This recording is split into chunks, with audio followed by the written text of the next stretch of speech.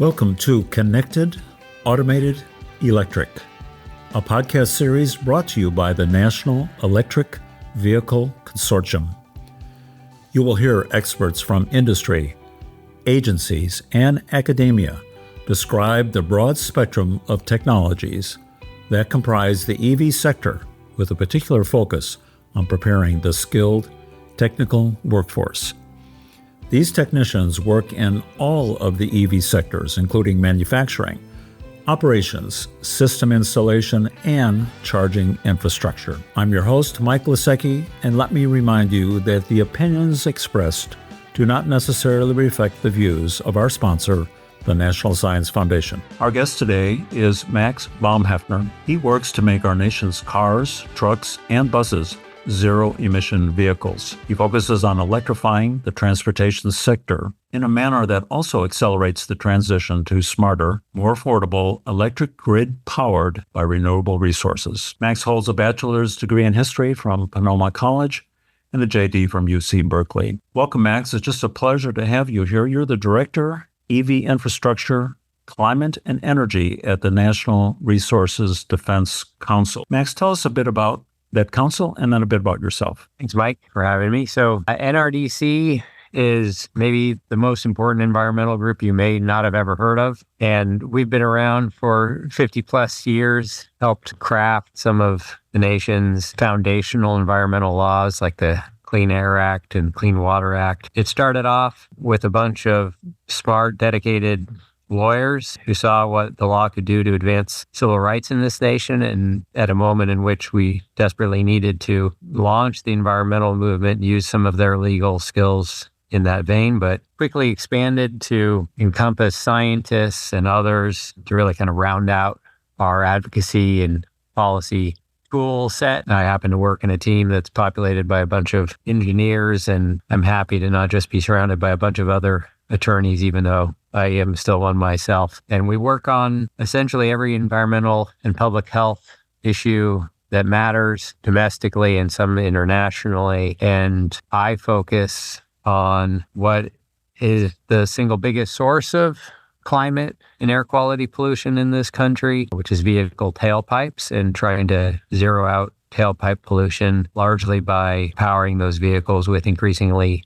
clean electricity. And I focus especially on policies meant to increase access to charging infrastructure and to help prepare the electric grid to, plug in our cars, trucks, and buses. That's perfect, Max. Our audience today is intimately involved in preparing the workforce to work in that sector. So they're listening carefully because, among other things, they would like to be more aware of what drives this EV sector, not only transportation sector, but across all the EV technologies. What drives it? I mean, certainly there's some altruism there, but is it regulatory? Is it economics? What's driving it from your perspective? Yeah, I think it's a mix of both. I mean, I think once people drive an electric vehicle, they have a hard time going back because there's a lot of inherent technological advantages. They're just, they're faster, quieter, smoother, less maintenance. And I think that, a lot of the vehicle manufacturers recognize those inherent advantages and have made independent commitments that complement the regulatory drivers. But there's no doubt that, federal and state vehicle standards are huge in kind of ensuring that the automakers and truck manufacturers live up to their commitments. So that's a foundation for growth. The vehicle standards are huge. I have a lot of colleagues that work on the vehicle standards, and I sort of see the role I work on and with respect to charging infrastructure policy as, helping to get it done so that we get all the plugs that we need to meet aggressive vehicle standards that really kind of push the vehicle manufacturers to do the right thing. Right. A complicated question here in a way, complicated because I'm still thinking about how to best frame the charging infrastructure. We've been doing this for a while, right? Now cars have been out on the road for many years. The charging infrastructure exists in some way. We must have learned something. Is it resilient enough? Is it scalable enough? Yeah, I think we have learned a lot over the last decade or more, noting that, it's been a while since the first mass market EV Nissan Leaf was delivered to a customer in my hometown of Petaluma, California, which also happens to be the home of the egg incubator. So I guess it makes me uniquely situated to opine upon the chicken or egg issue associated with plug-in vehicles and plugs. Yeah, we've learned that I think at this point that the single biggest technical, physical barrier to EV adoption really is our ability to speed up the deployment of charging infrastructure of all types. The vehicle manufacturers have made it plain that they can produce high quality vehicles that people love to drive. And that runs the gamut from cars to, delivery vans. Once an Amazon delivery driver gets behind the wheel of, the electric van, they don't want to go back. So it's a question of infrastructure. It's a fairly solvable question, at a high level. We have an electric grid that is ubiquitous. We just need to extend it at the fringes and to driveways, warehouses, and other key locations. It's definitely an engineering problem that can be solved, but it's not going to solve itself. It needs policy to make it happen.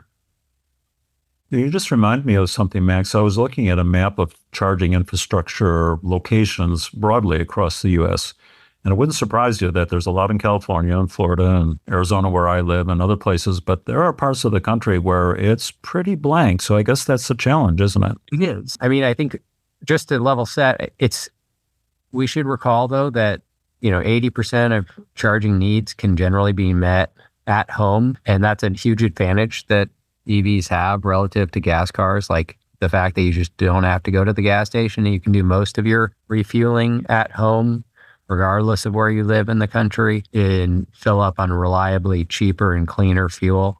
Nationwide, driving on electricity for the past 30 years has been the cost equivalent of driving on $1 a gallon gasoline, and its price doesn't jump up or down every time, Iran causes trouble in the Strait of Hormuz or Putin invades a country. It's, insulated from the volatility of the world oil market. So that's a positive story that I think is still underappreciated.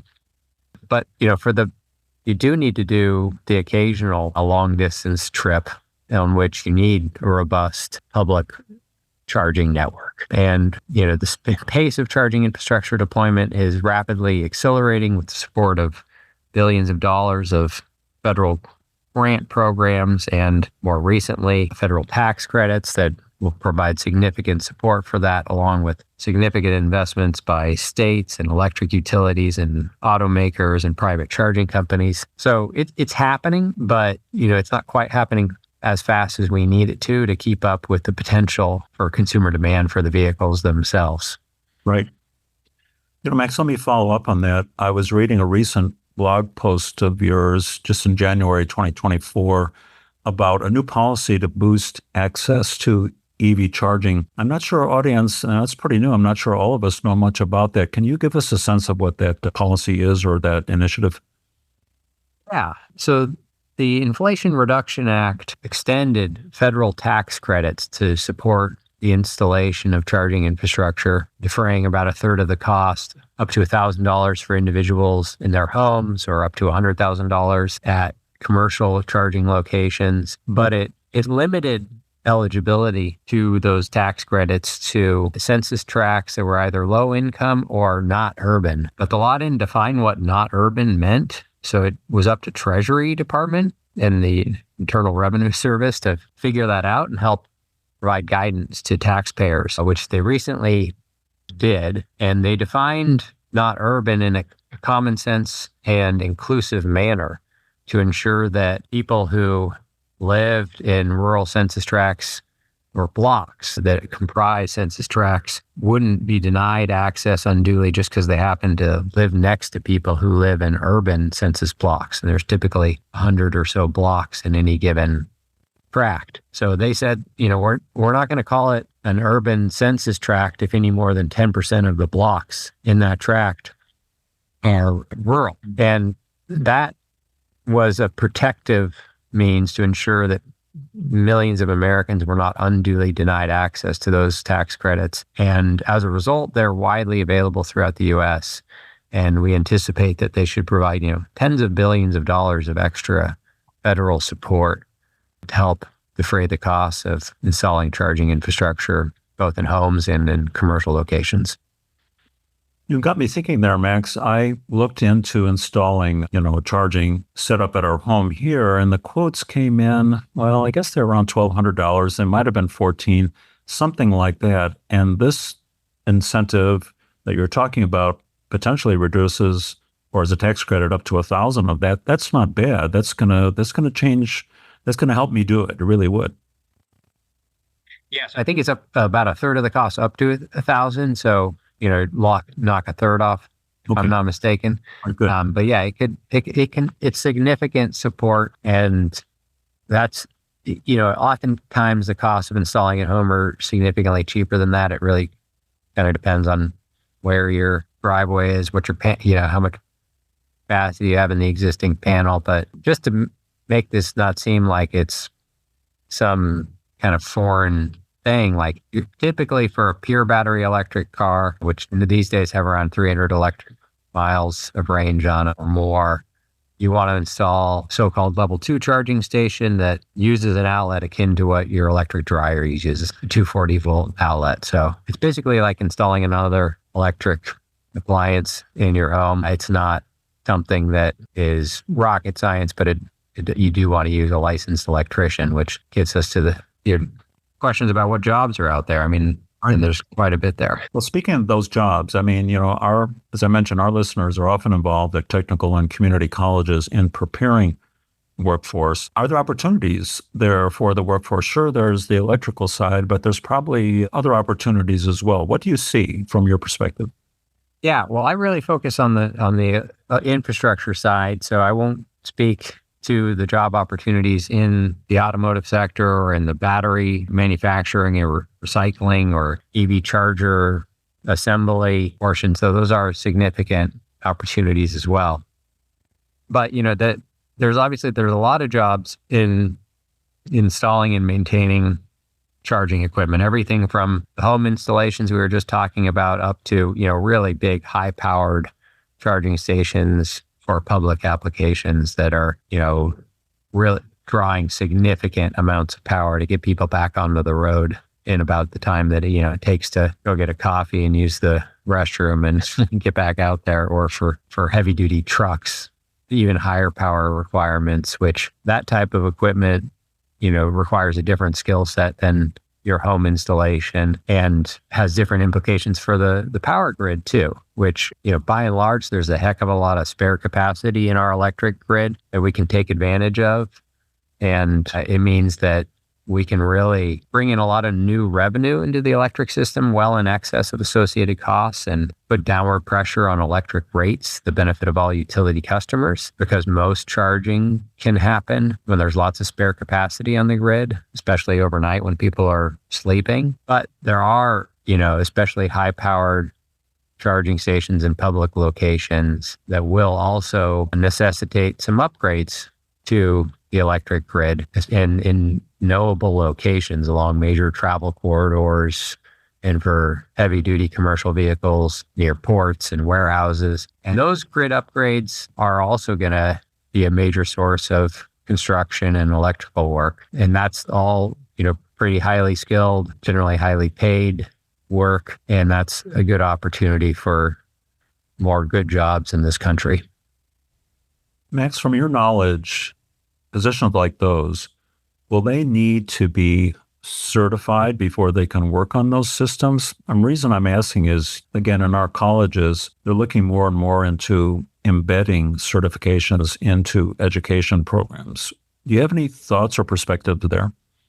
There is a certification that's on point, the Electric Vehicle Infrastructure Training Program, or EVITP, which electrical contractors and electrical workers and vehicle manufacturers got together, pull together that curriculum and have been using community colleges and other training facilities to help certify the workforce that we will need to do this work and ensure that it's done safely and in a manner that ensures that the stations are reliable, which is a critical issue. And that certification is increasingly becoming required by both state and federal programs. So more and more, and appropriately so, when there's public or utility customer dollars on the line, those come with a requirement that at least a portion of the workforce installing and maintaining those stations receive that certification. I think that's a really important point. Again, I'll make sure in our show notes that I put a link to that EVITP program. I'm sure some of our listeners are already doing it, but I'll make sure that we get a link to that. So thanks. A question is, we talk about construction side, the electrician side, but in today's world, everything's interconnected.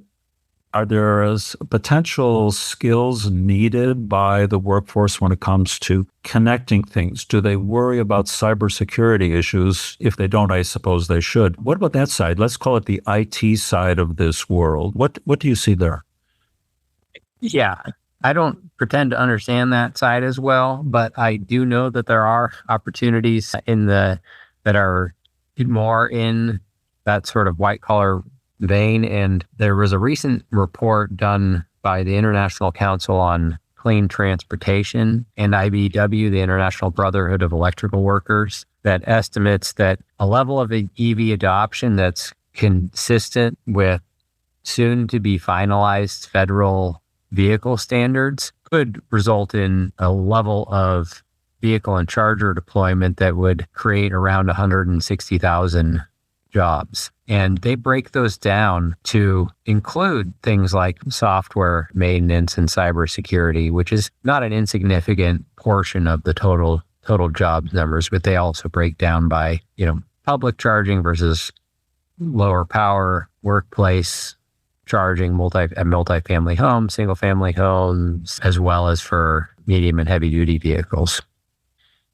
Okay, good. Well, I can't resist telling you were mentioning, a charging infrastructure that allows you to do a significant charge in the time it takes to get a coffee. Well, just a few weeks ago, I rented a Tesla to attend a conference in Florida, and I pulled into a charging station at 26% on the battery, one of these level 3 superchargers. Went in and got some coffee and a few things, came back. It was, 18 minutes later, and I was up to 80% and I left. So that was pretty good, I have to tell you. Yeah. I think there's a reason why automakers are moving to work with Tesla, because the experience that is provided at Tesla superchargers is generally a positive one. And, you can get back on the road in the time. We have little kids. So when we do road trips with a 5 and 7-year-old, we're going to be stopping every, at least 3 hours or so. And that works out well. Yeah, we wouldn't be able to stay in the car to go 600 miles regardless. So it works out. Here's another question for you. I've been reading more and more about vehicles essentially becoming part of the grid in the sense, right? Let's use the Cybertruck as an example, or the Ford 150 Lightning. So you plug these in so that they can be essentially part of the plus side of the grid as well, either in demand times or other times. Is that true? Is that just people waving their arms? Is that going to happen where our vehicles will now become part of the grid infrastructure from a supply side? Yeah, I think it's a whole spectrum of the things that are already happening now at scale, or already happening now in pilots, and then, things that are further down the road. And so there's a lot of different ways that the huge batteries on wheels that EVs of all sizes represent can support the operation of the grid. And first off, just by charging at the right times, that's huge. And all the vehicles come with simple timers and programs that you can avoid charging generally during the evening peak hours when everybody comes home from work and turns on their lights and the TVs and everything, and demand for electricity peaks. And instead just push it till after people go to sleep. And that's something that can be done and is being done at scale today. And that has huge benefits for the grid, just avoiding exacerbating that evening peak, and by bringing in, billions of dollars in new revenue in excess of associated costs, and as a result, reducing the price of electricity for everybody. That's like kind of job one. There's a whole spectrum of other ways that you can use those big batteries intelligently, increasingly plugging them in at workplaces in the middle of the day when solar electric generation is peaking, and sometimes in some places in excess of our ability to use it at that moment.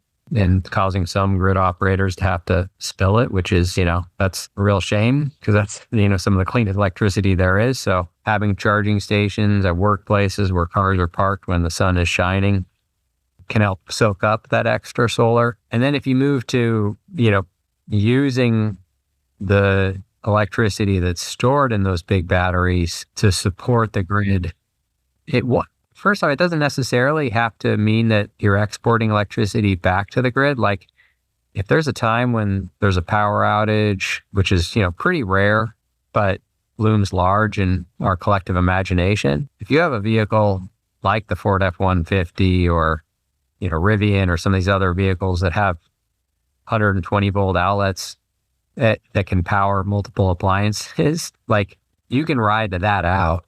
And in doing so, also just avoid some of the, plug in the stuff that you need to. And then the next step of actually putting juice back onto the grid, that's starting to happen, especially in a lot of commercial vehicle applications. School buses are, one that is often highlighted just because their duty cycle is really known and well-defined. Right. And when they're going to be sitting around without kids in them, and you can take advantage of those times to put juice back onto the grid at points at which the grid's going to need it. So it is happening, and increasingly so, and it makes a lot of sense. Yeah, I think so. I totally agree. Now, Max, as we get near the end of our discussion today, get out your crystal ball and take a look, maybe 2045, 2050, right in that range. What's the charging infrastructure going to look like in sort of an ideal world? What do you think? Yeah, so I'm kind of hoping I'll be working myself out of a job in that time frame, and things will be at a point where I can move on to other things because it should be ubiquitous and reliable, and you'll be interested in interviewing someone else by that point, because I think we just need to kind of take it for granted at that point, and that it's just going to be part of the normal practice, and people will look back at the days when you had to drive to a gas station as kind of anachronistic. Right. So I like that. It's going to be ubiquitous. We're just going to be used to it, and it'll be part of what we do instead of something different, right? Yeah. And Max, I wanted to thank you for the discussion today. A number of things really struck me, right? The ability of the current infrastructure to scale, right? It's there. We just need to intelligently use it, from things like time of day and other aspects, and then helping us understand, for our audience in particular, what the real workforce opportunity is, not only on the electric side as well as construction, but also, as we mentioned, on the IT side as well. So I think, a faculty member listening to this podcast is going to want to go back into their classroom and say, look, I listened to this podcast about charging infrastructure, and let me tell you what the opportunities here. That's what I'm hoping will happen as a result of our discussion today, Max. Well, I appreciate that. And I also note, a lot of what we just talked about applies to electrifying buildings too, which is another critical thing that we know we need to do to address the climate crisis. And a lot of the same skills, whether that's for utility line workers or licensed electricians, whether you're installing a charging station or an electric heat pump, there's going to be a lot of transferability there. So it's a good time to go electric and to get the skills necessary to help that transition. It's a good point. As we encourage students to come into these programs, into these education and training programs, showing them this variety of career pathways, that's a good message, and it helps them see there's opportunities for them, not just jobs, but careers as well. Yeah, agreed. Good. Max, thank you again. Just a pleasure talking to you. Likewise. Thank you. As we wrap up today, I encourage you to look into our show notes for additional resources. If you're interested in networking with academic, industry, and agency peers in the EV sector, and participating in meetings, grant opportunities, and technical publications, join our LinkedIn group. See the information in the show notes for that. And remember, connected, automated, electric.